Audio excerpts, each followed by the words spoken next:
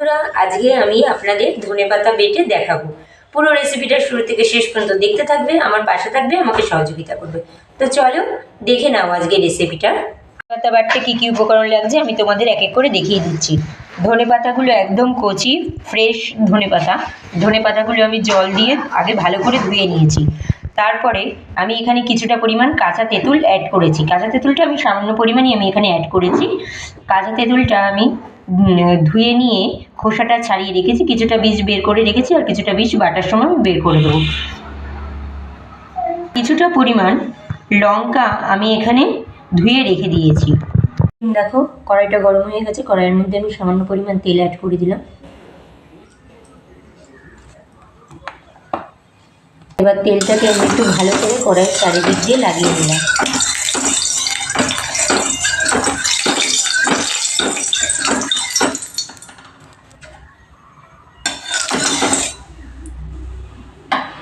Friend দেখো তেলটা আমার গরম হয়ে গেছে, ধনেপাতা আমার বাটা রেডি হয়ে গেছে। এবার এই ধনেপাতাটা আমি তেলের মধ্যে দিয়ে একটু ভালো করে সাঁতলে নেব।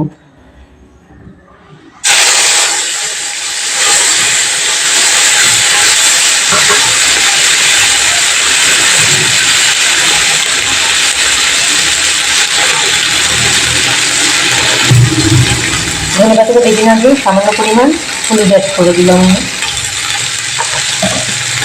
এবার ধনেপাতাটা আমি ভালো করে অনেকক্ষণ ধরে ভেজে নেব।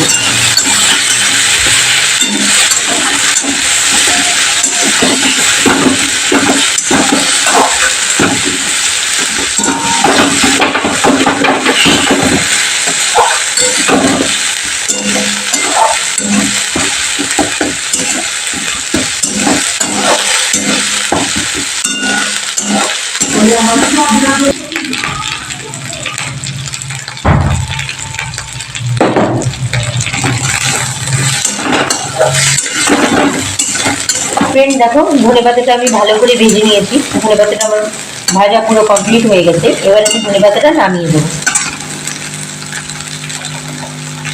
এবার গ্যাসটা বন্ধ করে দিয়ে ধনেপাতাটা নামিয়ে দেবো।